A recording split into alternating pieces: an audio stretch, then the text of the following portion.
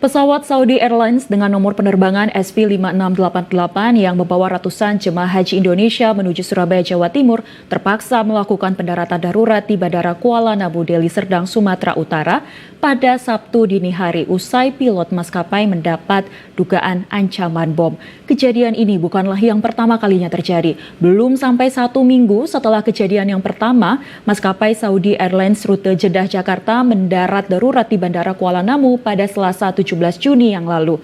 Kini kejadian yang sama dengan maskapai yang sama kembali terjadi. Apa yang sebenarnya terjadi? Mengapa ancaman yang sama dengan maskapai yang sama ini kembali terulang? Kita akan membahasnya dengan pengamat terorisme.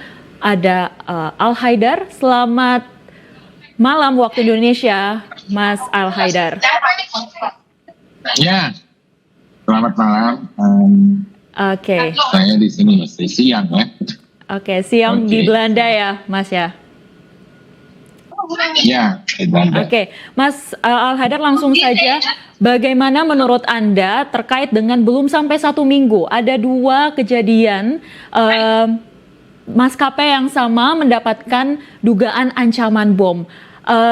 Lalu juga maskapai yang membawa jemaah haji asal Indonesia begitu untuk kembali pulang ke tanah air setelah menunaikan ibadah haji. Apa benang merah yang bisa Anda lihat dari 2 kejadian ini? Apakah kemudian ancaman bom ini yang didapatkan oleh maskapai Saudi Airlines sudah masuk dalam tindakan terorisme? Ya, ini sudah masuk dalam tindakan terorisme dan sudah saya coba lacak ya dari sini secara terakhir. Ternyata memang ancaman yang diberikan dalam email tidak terkait dengan atau tidak terafiliasi dengan kelompok-kelompok teroris selama ini ada. Yang banyak JAD, Jamaah Ansarud Daulah, kemudian JAK, Jamaah Ansarud Khilafah atau MIT, di Indonesia Timur ataupun APN, organisasi Papua Merdeka, ataupun dengan kelompok-kelompok separatis yang lain. Jadi dengan semua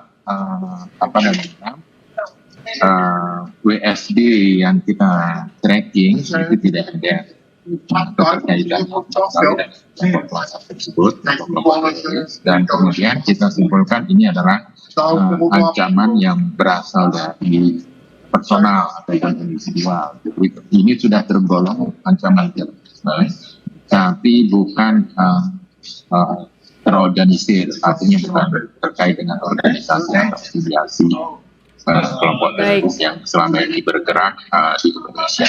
Jadi ini tidak ada keterkaitannya dengan kelompok-kelompok teroris yang ada. Baik, berarti ini ancaman bom yang diberikan kepada maskapai Saudi Airlines dari pandangan Anda merupakan ancaman yang dilakukan oleh secara individual, tidak terorganisir dengan kelompok terorisme lainnya seperti itu ya. Namun menurut Anda, apakah pelaku atau pengirim pesan ini kemudian berasal dari dalam negeri Indonesia atau berasal justru dari luar? Ini berasal dari dalam negeri, dari yang kita bisa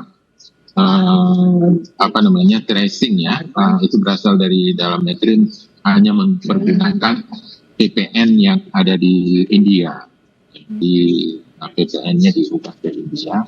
Saya tidak tahu kenapa itu bisa diubah sana. Apakah karena memang servernya lebih banyak di sana dan lebih terdeteksi mungkin ya. Kemudian juga ini tidak tidak ada serangan yang lebih serius kepada jamaah haji yang ada di Saya kira ini terkait banget dengan persoalan atau manajemen penyelenggara haji. Jadi mungkin ada hal yang tidak beres dari penyelenggara haji, makanya ada serangan kemudian gangguan yang bersifat kecil ya. Itu ancaman dari Jadi sebenarnya nggak ada kelompok teroris manapun yang menggunakan email, itu nggak ada.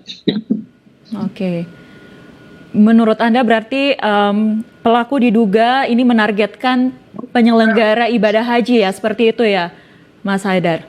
Ya, mungkin ada hal-hal yang tidak beres gitu.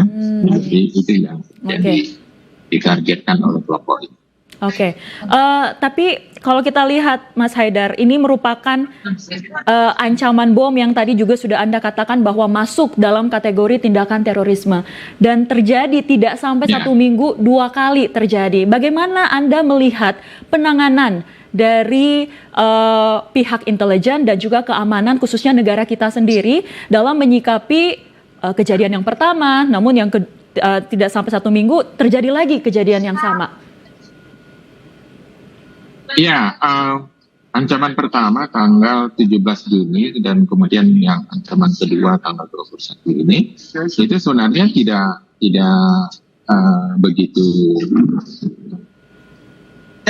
salah ya. Aparat keamanan seperti polisi, dalam hal Densus dan Densus juga memiliki unit intelijennya sendiri dan saya kira sudah bisa mengatasi masalah. Ya, tidak perlu revisi dan itu sudah diketahui oleh mereka dan saya kira ini akan bisa dilacak dan kemudian ditangkap pelakunya. Jadi saya kira ini juga tidak perlu ada kerjasama dengan FBI.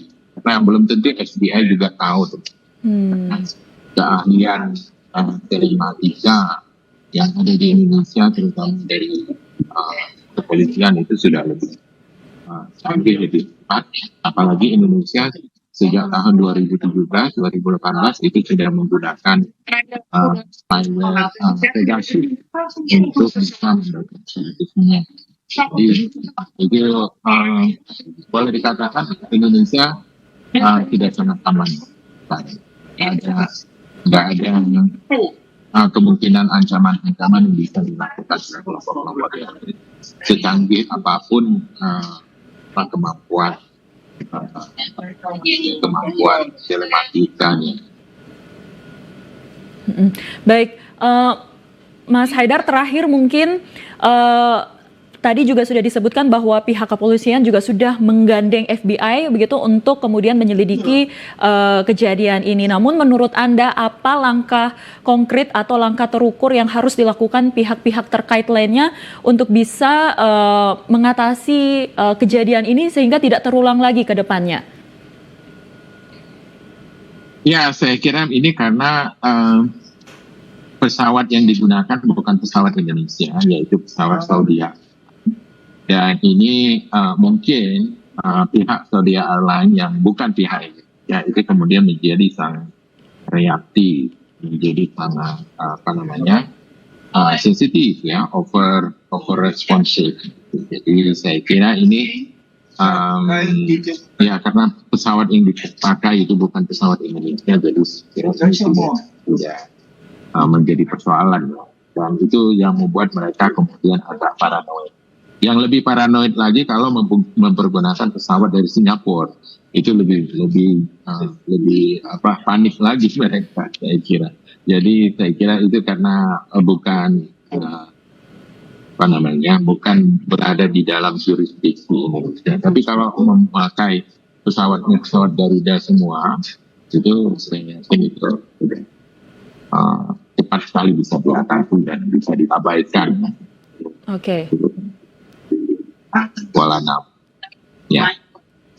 Baik, kita berharap bahwa tidak ada lagi ancaman-ancaman berikutnya dan pihak kepolisian dan pihak terkait lainnya ini mampu untuk mengusut tuntas kejadian ini dan bisa bertindak secara cepat untuk mengamankan pelaku dari pengirim pesan ancaman terhadap maskapai Saudi Airlines. Terima kasih Mas Al Haidar atas pandangannya dan waktunya bergabung bersama kami dalam Laporan 8 Petang. Selamat beraktivitas kembali, Pak.